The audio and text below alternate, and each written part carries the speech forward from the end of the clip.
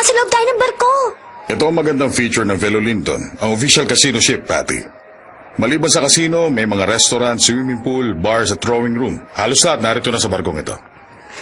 Mr. Morrison, nagsusugal po ba ang lahat dito? Hindi naman. Nagpapalipas ng oras yung iba. Narito ang lahat ng tao para mag-enjoy sa gabi ng katuwaan. Nasaan po pala si Kuya Dante? Para yata wala siya dito sa barko. Halika.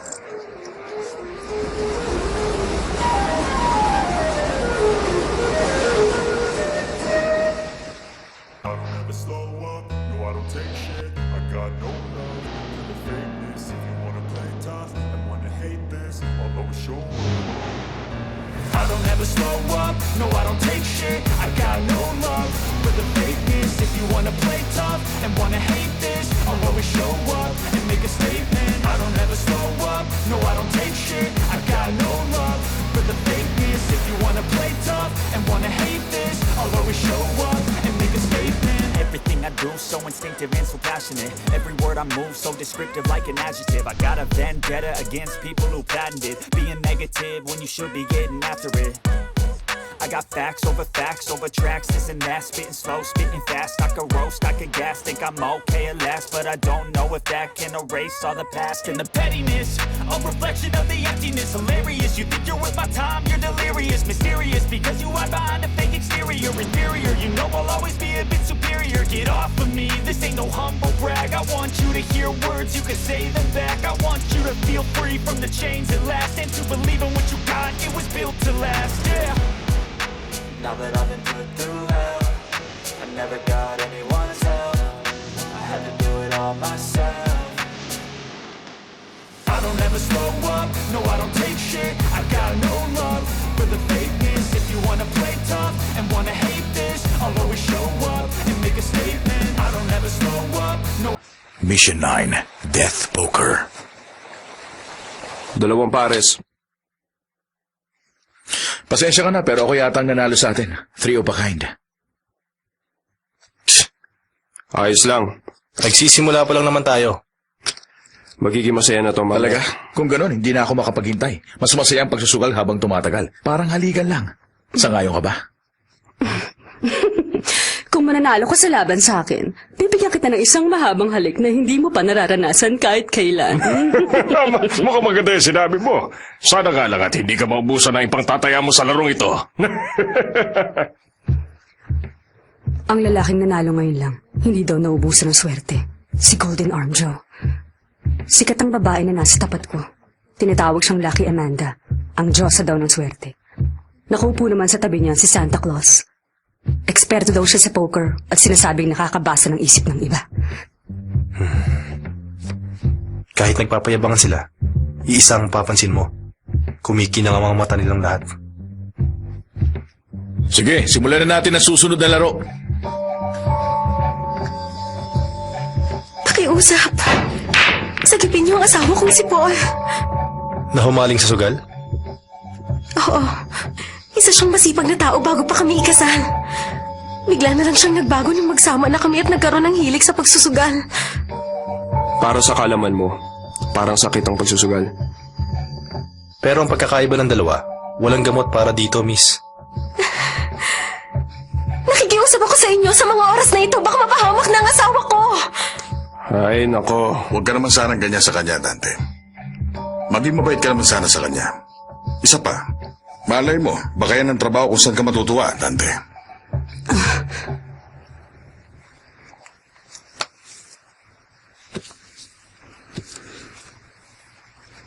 Sige, yung susunod na.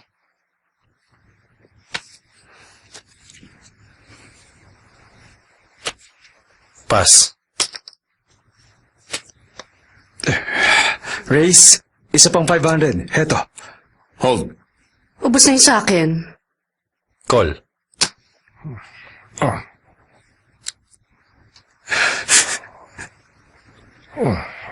Call. Trio pa kayo ng akin. Wala. Malas nyo.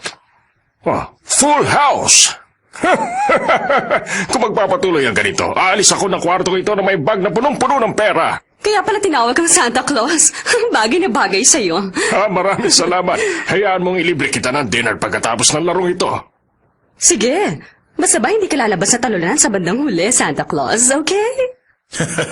Mukhang kampante yata ang lahat ng mga naglalaro ngayon dito. May iba nga pala ako. Narinig niyo na bang tungkol sa sugarol na tinatawag na King? Balita ko magaling siya. Ilang beses ko nang naririnig ang kwento. Siya ang kumukuha ng buhay ng mga nagsusugal. Ang sabi ng marami, galing daw siya sa impyerno. Hindi yan kapanipaniwala. Oo nga. Pero totoo ang kwento na ilang sugarol na ang wala ng buhay nang matalo ng King sa isang sugal. Sa tingin nyo, sino naman kaya itong King na to? Sabi ng ilan, isa daw siyang matandang lalaki na may puting balbas. Ang sabi naman ng iba, isang babae na nakakahumaling ang ganda. Pero wala pa rin nakakaalam ng katotohanan hanggang ngayon. Pero, kung totoo ngang may sugarol na binansag ang King, gusto ko siyang makalaban kahit isang beses lang sa sugal. Ano nga palang masasabi niyong lahat tungkol dito? Si King? Oo.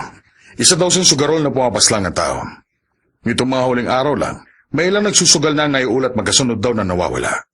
Isang sinasabi, nilabanan daw nila ang King sa sugal at wala ni isa sa mga lumaban ang nakitang muli ng mga tao. Pagkatapos nun, isang usap-usapan lang kumalat sa buong bayan. Ang sabi kung sino man ang lumaban sa King sa isang sugal, sigurado masasawi. Kung ganun, merong posibilidad na isang diablo ang sugarol na si King. Kung yun nga ang kaso, kailangan ko palang may pagsugal sa isang diablo. Mabuti pang huwag mo na ituloy. Kasi naman, hindi ka magaling pagdating sa sugal. Naalala mo pa ba kung magkano ang utang mo sa akin? Masyado lang ako mabait sa mga babae. Kuya Dante, kailan mo nga pala ako babayaran sa pagkatalo mo sa akin sa baraha? Napakabait ko talaga sa mga babae at bata. Pero paano nga pala namin mahahanap ang kalabang hindi nakikita? Kung iisa-isahin namin ang mga tao, matrabaho yun. Malaking pera din na mawawala sa'yo. Manahimik ka. Isang sulat? Isa yung imbitasyon sa isang high-class casino ship na nakadaong sa katabing bayan. Nagmula mismo ang isang yan kay King. Nagabalabas ang gawan tayo ng imbitasyon. Pangit naman kung hindi tayo makakapunta. At oo nga pala, pwede mong tanggapin yan dahil sa kailigan ng babaeng yun. Di ba mabait ka naman sa mga babae at bata? Wala akong nalalaman kung ano talagang klaseng nilalang yung si King. Pero mukha yatang napakagalante niya. Interesante pa rin ang balitang yun hanggang ngayon. At kung talagang kasama natin ang King na yun dito, mas gaganda pang reputasyon ko kung matatalo ko siya sa sugalan sa gabing ito. Di bale, malalaman natin mamaya. Yun ay kung talagang kasama natin ang King dito. 3,000. Hold. Mauubusan ako. Wala na rin akong ilalabas. Paubos na ang chips ko. Kung ganun manahimik ang lahat at manood na lang kayo. Race. 5,000 ang race ko. Magkakaroon na ba tayo ng showdown? Hoy, ikaw. Nanginginig yung katawan mo. Hindi kaya kailangan mo na umuwi sa inyo? Baka kasi umiiyak na yung asawa mo eh. Manahimik ka. Wala kang pakialam. Sige, showdown na! Meron siyang hawak na three of a kind.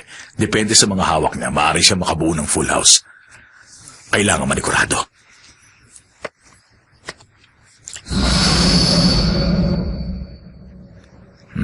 O sige, kailangan ko na mag-call sa labang ito. O sige, ang showdown? Full house.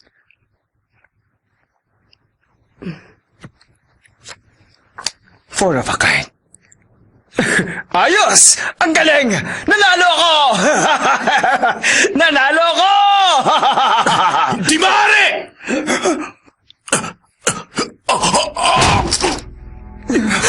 Sir Joe! Wala na siya. Hindi kaya, ikaw ang tinatawag na lahat bilang King? Hindi! Hindi totoo yan! Hindi ako! Hindi. Huminahon tayong lahat. Kailangan muna nating magpahinga. Miss, papuntahin mo dito yung manager. Pagkatapos mo, pakidalhan ako ng cappuccino. Sige, gagawin ko po. Sa tuwing magpapakita ang King, magkakaroon ng patakaran ng impyerno ang laro. Mukhang totoo nga ang mga usap-usapan. Hindi natin alam. Kung natatakot ka, umuwi ka na lang sa inyo at matulog ng mahimbing. Kampante ka talaga. Hindi naman kaya ikaw talaga ang King na sinasabi nila? Ewan ko lang. Malaman natin yan mamaya at iniisip ko kung sino nga talaga siya. Pareho lang pala tayo. Pero mukha yatang ikaw ang susunod na malulugi sa laro mamaya. Ang nakakatuwa sa sugal, ang mabaligtad mo ang sitwasyon gamit ang pinakahuli mong atake. Ano ba tinutukoy mo? Matatalo ka na naman, Kuya Dante. Malas ka kung hindi mo ako kasama. Magpalit tayo na maglalaro. Buddy? Interesante ito. Kailangan nating ipakita sa kabataan kung gaano kahirap mabuhay sa katotohanan.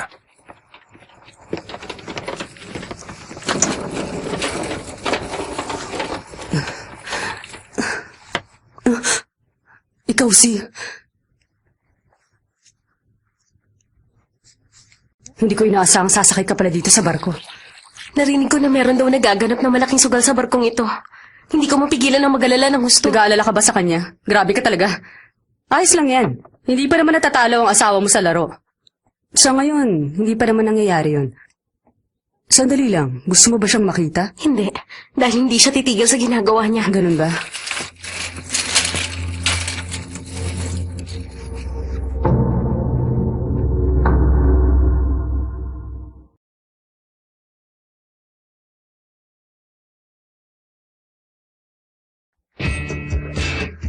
Ano to? Hinahayaan niyang palitan siya ng bata? Parang hindi ito isang laro. Seryoso po ako. Hintay na lang po natin kung sino sa atin naman nanalo mamaya. Showdown na! Ay nako, bakit sinama mo si Patty? Wala na tayong magagawa ngayong narito na siya. Kumusta? Nakita mo na ba ang King, Dante? Hindi pa, Morrison. Napakatalino niya. Wala ka na yata magagawa kundi ang manalo sa laro. Mukha nga. Dante, malaki ang tinataya mo dito. Diba? Yun naman talaga ang ginagawa sa sugalan. Mag-iingat ka. Sige. Ano na? Hindi ka ba makapag-desisyon kung showdown ang gagawin mo o pass na lang? May talento siya pero marami pa siyang kakainin bigas. Babalik na ako. Ay, ano ba? Nagsisimula mo lang kami, Kuya Dante! Ako dapat ang nakaupo dito. Magaling ang ginawa mo. Wala pa nga akong ginagawa sa mga oras dito at ang yayabang pa nila. Baka talunin pa nila si Kuya Dante. Oo nga. Hindi mananalo si Dante kung totohanan nito. Pero syempre, ito ang trabaho ni Dante. Hindi siya matatalo sa ganung laban. Ang magagawa lang natin, uminom na lang tayo ng kape at magdasal na manalo siya sa sugalang ito. Ay, kung ganun pala, iinom na lang ako ng tsaa. Mapait kasi ang kape. Sige na. Fold. Dalawang pares pala. Mukhang ang babaeng yun ang may potensyal na talunin ako sa sugal na ito ngayong gabi. Sa nakikita ko sa mga hawak niya, 3 of a kind ang ilalabas niya. Kung mauutakan niya ako sa larong ito, ako ang matatalo. Sa tuwing magyayabang ang babaeng yun, kapansin-pansin na palagi siya nag-aayos ng buhok. Hindi siya makaka-3 of a kind. Sige, call. At raise din ng 8,000. Drop. Drop din ako. Maganda ang ginawa niyong dalawa. Call. Plus raise din ako ng 15,000. Itataya ko ng lahat. Puro yabang ka lang naman, miss. Nakita ko na lahat ng hawak mo. Susugal ako. Magsa-showdown tayo. Lalahatin ko na. Call. Huh? Nahulog ka na sa patibong ko, Mr. Claus. 3 of a kind. Ako ang nanalo sa atin. Naisan mo ako doon. Mukhang naubusan na rin ako ng swerte ngayon. Mauna na ako sa inyo. Tahimik na aalis ang talunan sa labang ito.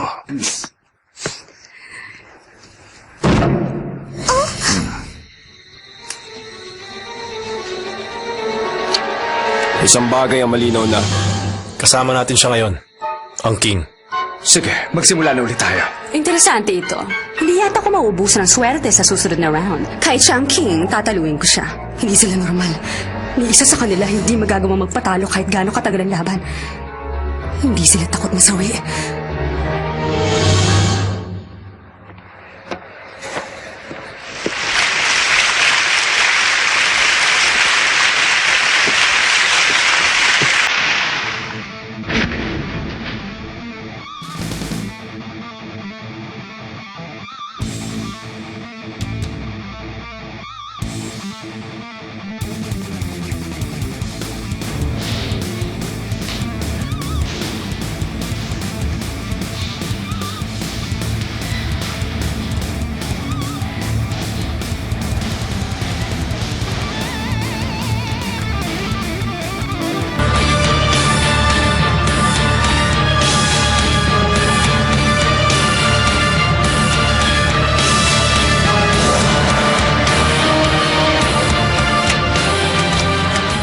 Straight flush na to.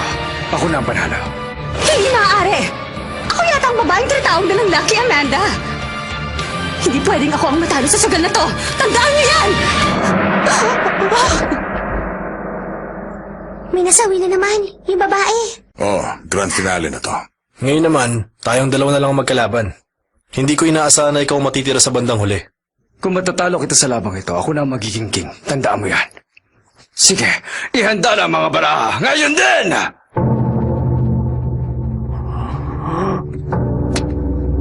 Sige, ilalatag ko na.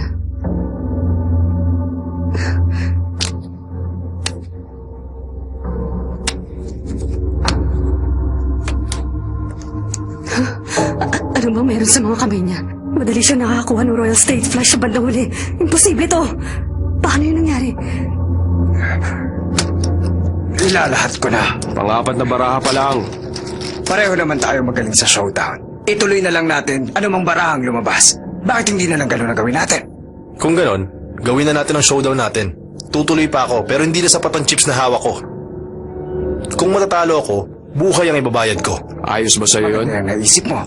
Sige, ilabas na natin ngayon din ang huling baraha. Sa pagkakataong ito, ang showdown.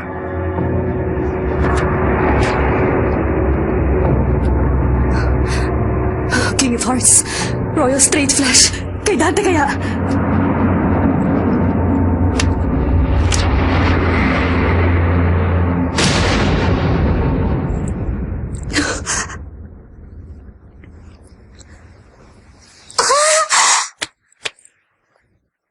Royal Straight Flush.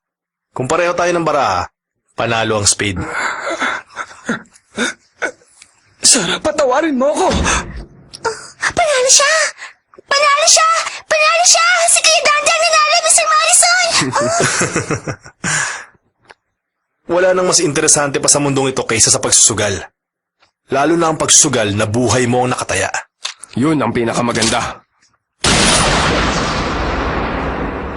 Teka kuya, ano ba ginagawa mo? Hindi pa tapos ang laro. Ang laban sa iyo ang susunod na showdown, lady. Simple lang patakaran. Sino man na maglagay ng bala sa puso ng kalaban, siya ang mananalo. Dante! Dante! Tama na yan!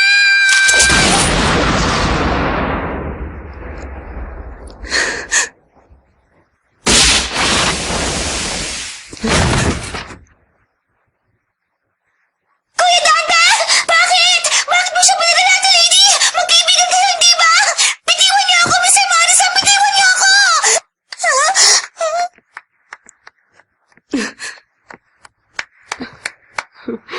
Binabati ko kayo. Ibig sabihin nito, ikaw ang nanalo sa pagkakataong ito. Ikaw, ang masawi sa bala ng kaibigan mo sa huli. Yun na yata ang pinakamagandang finale. Huwag kang lalapit! Hindi kaya ikaw ang Diablo dito? Yung tinatawag nilang King! Kalahating tama, kalahating mali ang hula mo. Ano ibig mo sabihin? Sa mga oras na ito, hindi na mahalaga kung sino ang magpapatuloy bilang king. Sino man ang may hawak ng gamit na yon ay mapapasa ilalim ko. Magkakaroon siya ng walang hanggang swerte at walang kapantay na galing sa pagsusugal at siyang papangalan ng king sa huli. Siya nga lang at hindi yung lalaki ang nanalo. Ang masasabi ko, masyado siyang nangangarap. Ibig sabihin, patibong lang pala lahat ng to! Huwag kayong mag-alala. Hahayaan ko na lang na sumunod kayo sa kanya. Ang dalawang tao sa banda roon, ang mga nakasakay dito, ang lahat ng tao!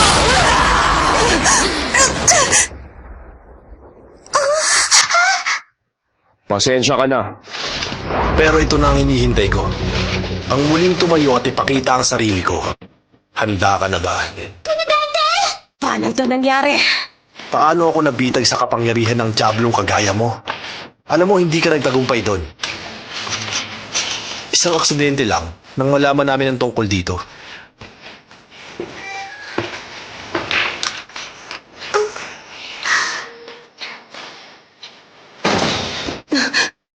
Patty! Showdown na, Kuya Dante. Maglaro tayo. Tignan natin kung masasawi ka o masasawi ako. Patty!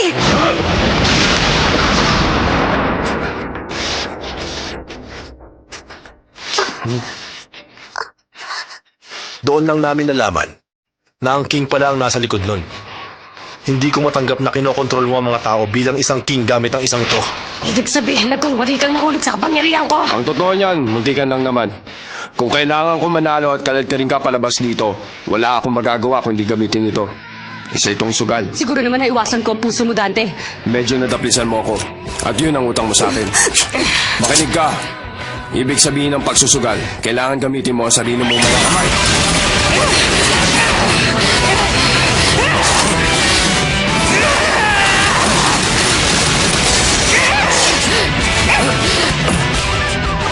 Aaminin ko, medyo mahirap kang kalaban. Hindi mo ako mapapaslang gamit yan. Sigurado ka? Paano kaya kung ito ang gamitin ko?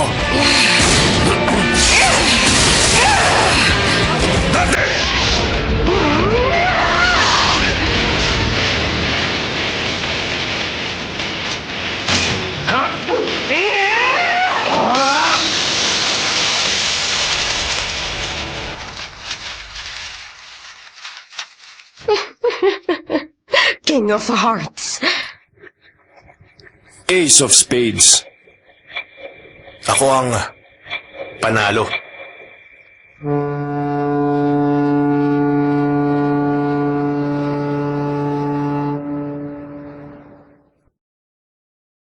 Ay nako, kung ganon, planado pala ang lahat na nangyari sa barko. Sinadya ni Kuya Dante na mahulog sa mahika niya. Pero para makasiguro, ginising siya ni Ate Lady ng baril. Di ba humingi na ako ng tawad sa'yo bago tayo makabalik? Di mo na kailangan alalahanin yon. Sige, mag-showdown na tayo. Kampante ka yata. Magaganda ba ang mga hawak mong baraha? Fold ako. Basta muna. Magpapalit ako ng 3 baraha. Sige, showdown na tayo. Full house. Ayos ba? Royal Strike Flash ang akin. Ako nanalo. Madadagdag sa utang mo ang mga nawala sa'yo ah.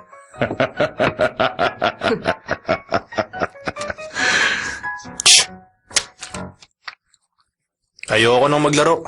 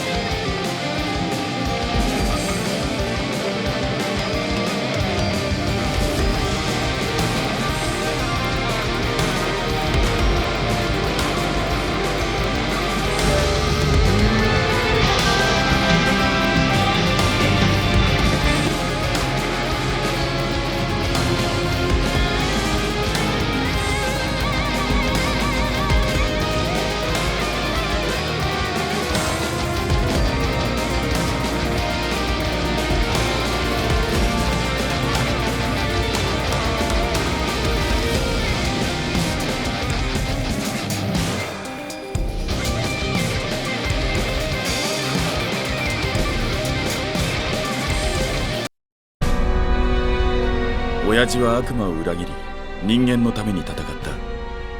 人間にしてみれば伝説の英雄、悪魔どもにとっては許しがたい反逆者だが、もしかしたら悪魔の中に親父の考えを理解できたやつだっていたかもしれない。親父の考えを理解できた悪魔、本当にいるとしたら会ってみたいもんだな。